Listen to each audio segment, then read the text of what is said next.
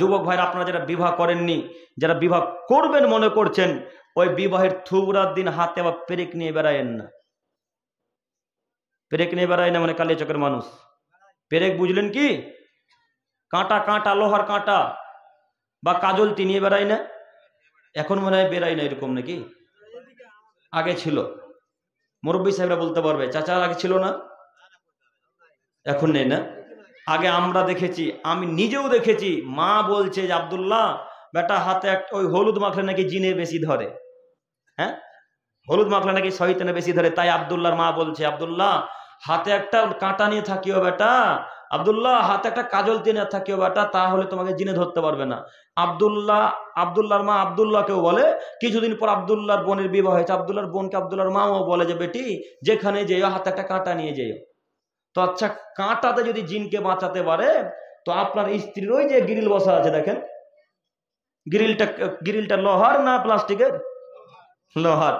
তো লোহাতে যদি জিনকে বাঁচাতে পারে, জিন থেকে দূরে সরিয়ে রাখতে পারে, তো আপনার স্ত্রী ঘরে থাকলো, তো আপনার স্ত্রীকে ধরলো কিভাবে গো? আপনারা কথা বুঝতে পারেননি মনে হয়। আপনার ধারণা কাঁটাতে যদি জিন থেকে বাঁচাতে পারে, তো আপনাদের বাড়ির জানালাতে লোহা লাগা নাই, দরজাতে শিকলি নাই লোহার।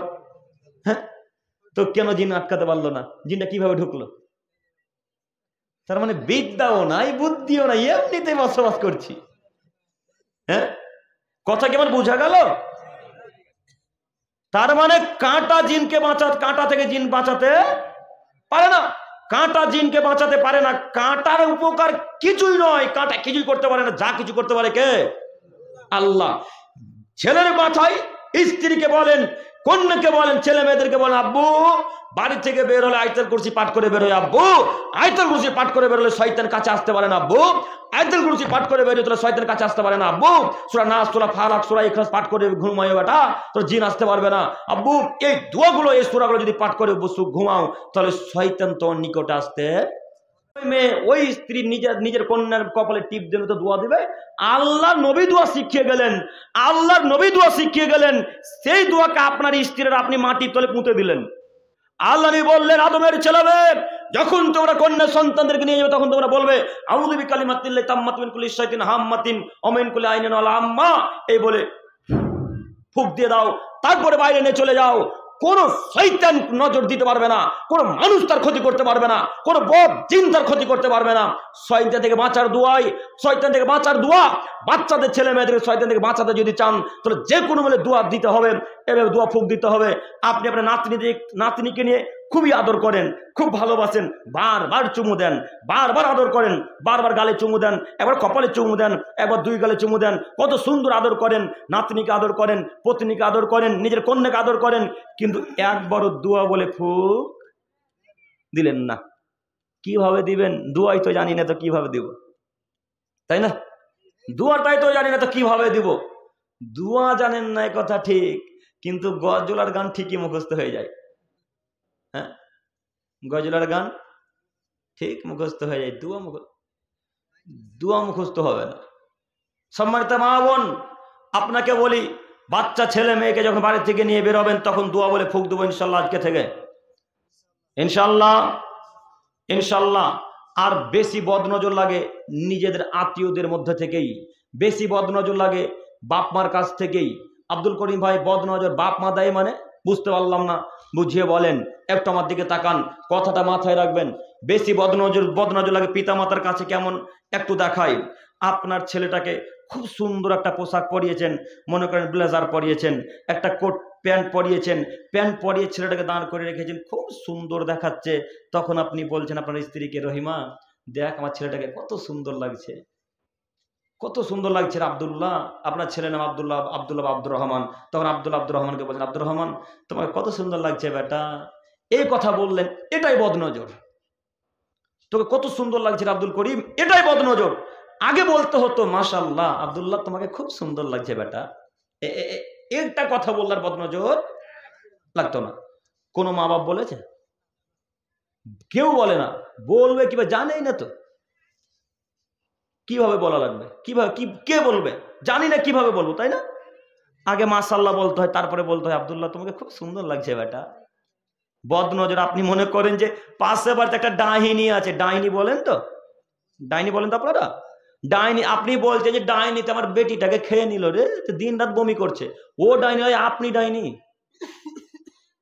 একদিনে দোয়া বললেননি কেন? কেন দোয়া বললেন না? এইগুলো কাজ থেকে বিরত থাকতে হবে।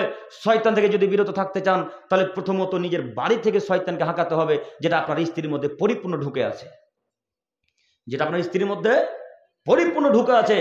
আপনাকে অনুরোধ করে বলে যাচ্ছে আপনার স্ত্রীকেও টিপ দিতে দিবেন না আজকে থেকে, ইনশাল্লাহ। ইনশাল্লাহ আজকে থেকে টিপ দিতে দেবো না নিজের স্ত্রীকেও, ইনশাল্লাহ। ইনশাল্লাহ। আর পারবে না, এই দোয়া বলা উচিত আপনার ছেলে মেয়েকে উচিত ছিল, তাহলে শয়তান আসতে পারতো না। কিভাবে কিভাবে দোয়া বলা ঘটিয়ে দিয়ে যত হিন্দুদের কুসংস্কার, যত খ্রিস্টানদের কুসংস্কার সব মুসলিমদের মধ্যে এখন পরিপূর্ণভাবে ঢুকে গেছে, তাই না? পরিপূর্ণ হিন্দুদের কুসংস্কার, খ্রিস্টানদের কুসংস্কার আমাদের ভেতরে প্রবেশ করে গেছে। আল্লাহ তোমার কাছে ভিক্ষা চেয়ে মাবুদ বলি যে তুমি আমাদের মধ্য থেকে কুসংস্কারগুলি দূরে সরিয়ে দাও, সকলে বলি আমিন।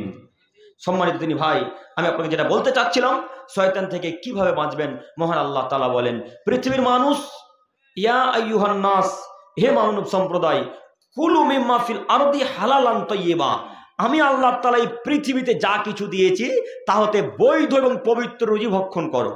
কে বলছেন বলেন তো? একটু আমার দিকে তাকান, আমার দিকে তাকান। আল্লাহ বলছেন, ইয়া আইয়ুহান নাস, হে পৃথিবীর মানব সম্প্রদায়, আমি এই পৃথিবীতে যা কিছু দিয়েছি তাতে বৈধ এবং পবিত্র রুজি ভক্ষণ করো। ওয়ালা তাত্তাবিউ খুতুওয়াতিশ শাইতান, এবং তোমরা শয়তানের পথ অনুসরণ করিও না। এখানে একটা কথা, এখানে কথাকে থামিয়ে সামনে প্রথমের কথার ব্যাখ্যাতে একটা কথা বলি। আল্লাহ বলছেন আদমের ছেলে মেয়ে আমি পৃথিবীতে যা কিছু দিয়েছি তা হতে বৈধ এবং পবিত্র রুজি খেয়েও। আচ্ছা, এবার আপনাকে বলি, এই গোটা পৃথিবীতে কত প্রকারের হালাল খাদ্য আছে? এই গোটা পৃথিবীতে কত রকমের হালাল খাদ্য আছে? হালাল খাদ্যের মধ্যে আছে গরু, হালাল খাদ্যের মধ্যে আছে ছাগল, হালাল খাদ্যের মধ্যে আছে উট, দুম্বা ইত্যাদি আরো কিছু। ফলমূলের মধ্যে আছে কলা, আপেল, বেদানা, খেজুর, কিশমিশ, পেস্তা, হাজারো উন্নত মানের দামি দামি ফল আছে, হাজারো উন্নত মানের দামি দামি কাজু, কিশমিশ, এই দামি দামি ফল আছে। এত প্রকারের ভালো ভালো খাদ্যকে রেখে, এত দামি দামি খাদ্যকে রেখে আপনার কপালে বিড়ি আর গুলগুটকাই জুটলো? হ্যাঁ, আল্লাহ বলছেন যে তোমরা হালাল খাদ্য খেয়েও, তো এত দামি দামি খাদ্যগুলোকে না বাইরে ফেলে দিয়ে ডান দিকে বাম দিকে রেখে দিয়ে কপালে বিড়ি আর গুলি জুটলো। মুরব্বী সাহেবদের বরিন্দাতে এখনো গুল আছে গো। বরিন্দা বুঝলেন কি? হ্যাঁ, এখনো হয়তো গুল আর সিগারেট বিড়ি আছে, তিরঙ্গা আছে, জর্দাপান আছে। তো আল্লাহ বলছেন ওয়ালা তাত্তাবিউ খুতুওয়াতিশ শাইতান, আদমের ছেলে মেয়ে তোমরা শয়তানের পথ অনুসরণ করো না, শয়তানের পথ তোমরা অনুসরণ করো না। তো আব্দুল করিম ভাই, শয়তানের পথ কোনটা একটু বলবেন কি? আব্দুল করিম ভাই, শয়তানের পথ কোনটা একটু বলবেন কি? জি, শয়তানের পথ হচ্ছে অন্যায় কাজকর্ম, শয়তানের পথ হচ্ছে অন্যায় কাজকর্ম করা। আব্দুল করিম আরো বুঝিয়ে একবারে ক্লিয়ার করে পরিষ্কার করে বলে যান শয়তানের কাজ কি কি। একটু আপনাকে বলি, শয়তানের অনেক রকম কাজকর্ম আছে, শয়তানের অনেক রকম কাজকর্ম আছে, বিভিন্ন রকমের শয়তানের কাজকর্ম আছে। তার আরো একটি শয়তানি কাজকর্ম হচ্ছে ফুফুর জমিকে নিজের কাছে রেখে দেওয়া, বোনের জমিকে নিজের কাছে রেখে দেওয়া শয়তানি কাজ। মুরব্বী সাহেব, আপনার দৃষ্টি আকর্ষণ করছে আপনাকে, আমি এই কথা যুবকদেরকে বলবো না। কেন? যুবকদের জমি জায়গা এখন ভাগ হয়নি, আপনাদের এই জমি জায়গা ভাগ হয়েছে। আপনাকে দেখাচ্ছি শয়তানি কাজকর্ম। যুবক ভাইরা, আপনারা একটু আমার দিকে লক্ষ্য করেন, কথা খুব মনোযোগ দিয়ে শ্রবণ করবেন, খুব ভালো দামি কথা বলতে যাচ্ছি। সেটা হচ্ছে, মুরব্বী সাহেব একটু আমার দিকে তাকান তো। আপনার আব্বুর মরা হলো আজকে 10 বছর, আপনার আব্বুর মরা হলো আজকে 10 বছর। তো 10 বছরে আপনি আপনার বোনের জমি এখন পর্যন্ত বুঝিয়ে দেননি। আপনার আব্বু মরা হয়েছে 10 বছর, আপনি জমি পাবেন সকালে আর আপনার বোন পাবে জমি বৈকালে, না একসাথে পাবে? একসাথে পাবে। তো আজকে 10 বছর পিতার মরে যাওয়া হলো, মৃত্যুবরণ করা হলো, আজ পর্যন্ত বোনের জমি ফেরত দিলেন না কেন? বলেন, এটা কার কাজ? এটা ফেরেশতাদের কাজ। কার কাজ? শয়তানি কাজ। কেন বনের জমি ফেরত দিলেন না? কাল সকাল হতে হতে বনের জমি ফেরত দিয়ে দেবো ইনশাল্লাহ। দিতে পারবেন ইনশাল্লাহ? আপনাকে আমি অনুরোধ করে বলি, বনের জমি ফেরত দিয়ে দেন। বাপ যদি মারা যায় সকালে, সন্ধ্যাবেলায় জমি ভাগ হবে ভাই বোনের মধ্যে। আজ পর্যন্ত জমি ভাগ হলো না, আপনি দিলেন না কেন? যখন আপনার বোন আপনাকে জমি চাইতেছে, তখন আপনি জোর গলায় ধমক দিয়ে বলেছেন, যা তোর জমি নিয়ে চলে যা, তোকে আমার বাড়ির কোনোদিনও আসতে হবে না। তখন বোন নিরুপায় হয়ে বলছে, ভাই জমি নিব না, তোমার কাছে রেখে দাও। কেন নিবে না? এখন যদি জমি জায়গা নিয়ে চলে যায়, স্বামী স্ত্রীতে যদি কোনোদিনও ঝগড়া ঝামেলা হয়, তো ভাইয়ের বাড়িতে এসে 2-1 দিন থাকবে, তাই না? এই পথটা বন্ধ হয়ে যাবে যদি জমি জায়গা নিয়ে চলে যায়। তাই আপনিও খুব সুযোগে সদ্ব্যবহার করছেন, সুযোগের সদ্ব্যবহার। যে বোনকে কথা বলল আর বোন জমি নেবে না, তাই বোনকে জমি ফেরত দিলেন না। আল্লাহি আল্লাহর কসম, আল্লাহি আল্লাহর কসম, আল্লাহি আল্লাহর কসম, বোনে যদি 1 কাঠা জমি নিজের কাছে রেখে দেন জোরপূর্বক, বোনে যদি 1 কাঠা জমি নিজের কাছে রেখে দেন জোরপূর্বক, 1 কাঠা জমি নিয়ে কিয়ামতের মাঠে বোনকে দিয়ে দিতে হবে। সেদিন বুঝতে পারবেন কিয়ামতের মাঠ কত কঠিন। 1 নেকির জন্য আদমের ছেলে মেয়ে দৌড়াদৌড়ি করবে। কয়টা নেকির জন্য?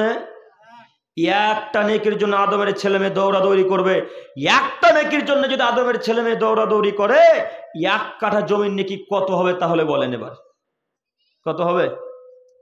1 কাঠা জমির নেকি কত হবে গো? হিসাব করা যায়? আন্দাজের বাইরে। আপনাকে অনুরোধ করে বলে যাচ্ছি, জিন্দেগিতে বোনের জমি নিজের কাছে রাখবো না ইনশাল্লাহ। বোনকে জমি ফেরত দিয়ে দেবো ইনশাল্লাহ।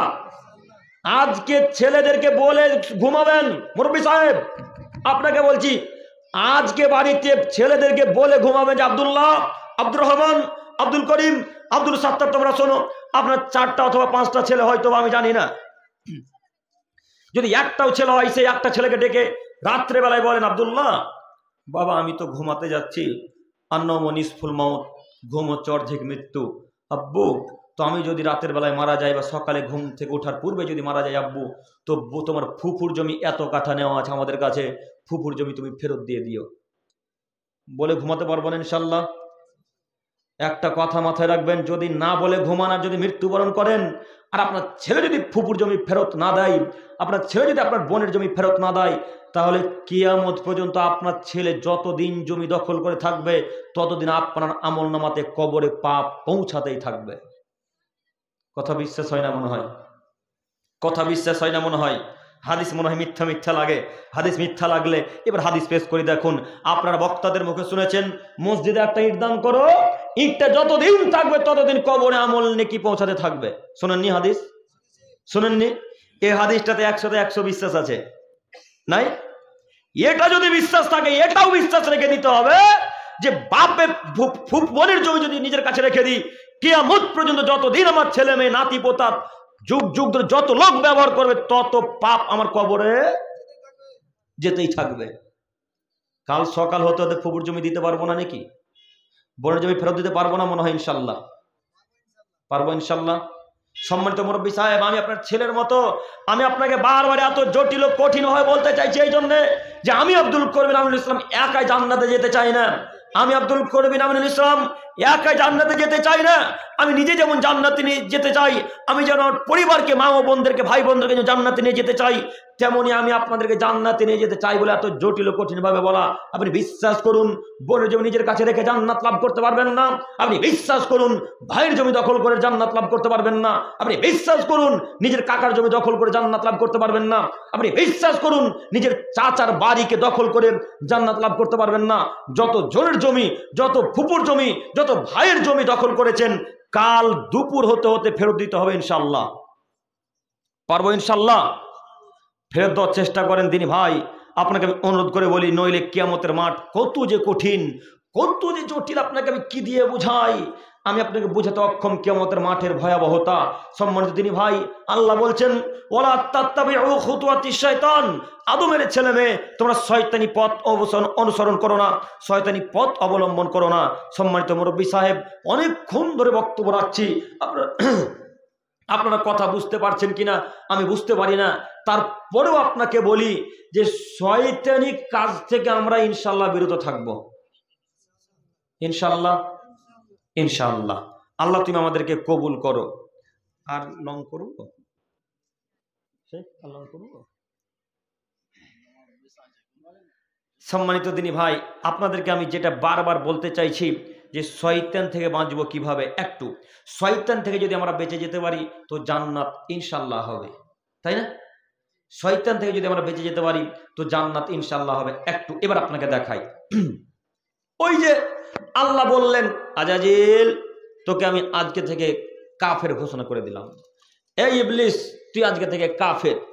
আল্লাহ যখন তাকে কাফের ঘোষণা করে দিলেন তখন আজাজিল এবার ওয়াদা করলেন আল্লাহর সাথে, আল্লাহ আমিও তোমার সাথে ওয়াদা করে নামছি পৃথিবীর বুকে। আল্লাহ আমিও ওয়াদা করে নামছি এবার তোমার সাথে পৃথিবীর বুকে। আদমের ছেলেমেয়ের কারণে তুমি আমাকে জাহান্নামী ঘোষণা করেছো। আল্লাহ আদমের ছেলেমেয়ের কারণে তুমি আমাকে জাহান্নামী ঘোষণা করেছো। আল্লাহ তুমি আমাকে জাহান্নামী বলে ঘোষণা করে দিয়েছো। আমি ওয়াদা করে যাচ্ছি আদমের ছেলে মেয়েকে যতক্ষণ পর্যন্ত আমি জাহান্নামে ভরে না দিচ্ছি ততক্ষণ পর্যন্ত আমি আজাজিল, আমি ইবলিস চুপচাপ থাকবো না। আল্লাহ এ কথা আমি আপনার সাথে ওয়াদা করে নামছি।